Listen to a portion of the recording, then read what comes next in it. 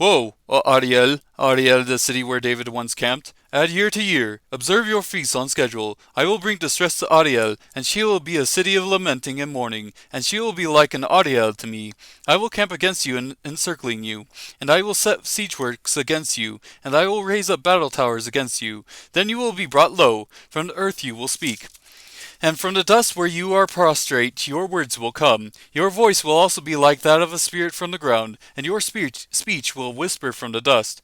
But the multitude of your enemies will become like fine dust, and the multitude of the ruthless ones like the chaff of which blows away. And it will happen instantly, suddenly. From the Lord of hosts you will be punished with thunder and earthquake and loud noise, with whirlwind and tempest and the flame of a consuming fire.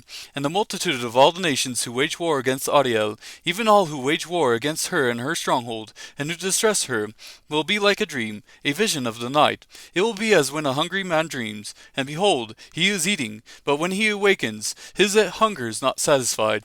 Or as when a thirsty man dreams, and behold, he is drinking, but when he awakens, behold, he is faint, and his thirst is not quenched. Thus the multitude of all the nations will be who wage war against Mount Zion. Be delayed and wait, blind yourselves and be blind. They become drunk, but not with wine. They stagger, but not with strong drink. For the Lord has poured over you a spirit of deep sleep. He has shut your eyes, the prophets, and he has covered your heads, the seers.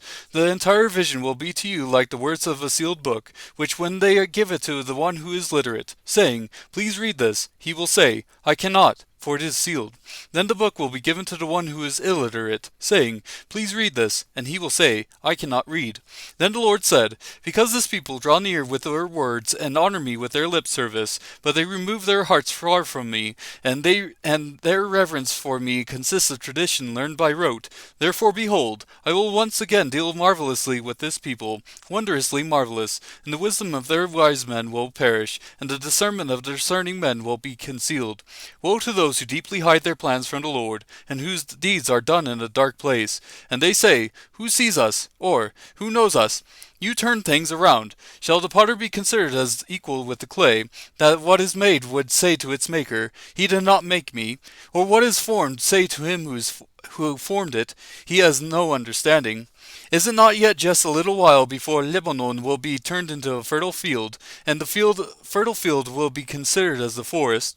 On that day the deaf will hear words of a book, and out of their gloom and darkness the eyes of the blind will see. The afflicted also will increase their gladness in the Lord, and the needy of mankind will rejoice in the Holy One of Israel. For the ruthless one will come to an end, and the scorner will be finished. Indeed, all who are intent on doing evil will be cut off, who cause a person to be indicted by a word, and ensnare him who adjudicates at the gate, and defraud the one in the right with meaningless arguments. Therefore thus says the Lord, who redeemed Abraham, concerning the house of Jacob. Jacob shall not now be ashamed, nor shall his face now turn pale. But when he sees his children, the work of my hands, in his midst, they will sanctify my name. Indeed, they will sanctify the Holy One of Jacob, and will stand in awe of the God of Israel. Those who err in mind will know the truth, and those who criticize will accept instruction.